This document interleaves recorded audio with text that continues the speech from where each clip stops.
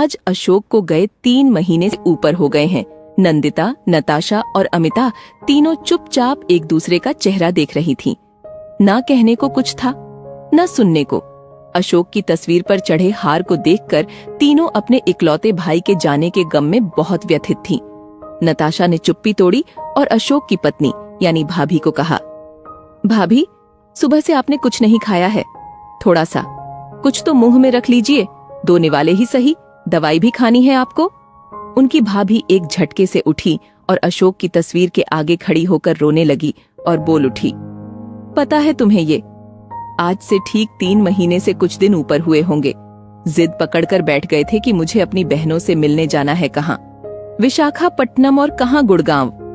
वैसे तबीयत तो इनकी चुस्त दुरुस्त थी, पर यकायक बोले, आशु, मैं अकेला जाऊंगा, बहनों से बहुत सारी बातें करनी है। तुम भी तो, एक दिल्ली में थी, दूसरी गुड़गांव तो तीसरी फरीदाबाद।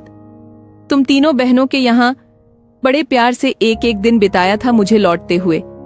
रास्ते भर खूब हाल सुनाते रहे, यहाँ तक कि गाड़ी भी ड्राइवर से ले ली थी, पर घर नहीं लौटे। मुझे अभी भी वहीं आखिरी शब्दों का ही पता है। सभी एक साथ बोल उठी, हाँ भाभी, हमने खूब सारी बातें की।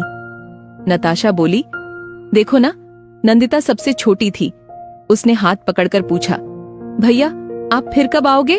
अशोक ने उसके हाथ को थपथपाकर कहा था, अब नहीं आऊंगा, मिलना था, जी कर रहा था।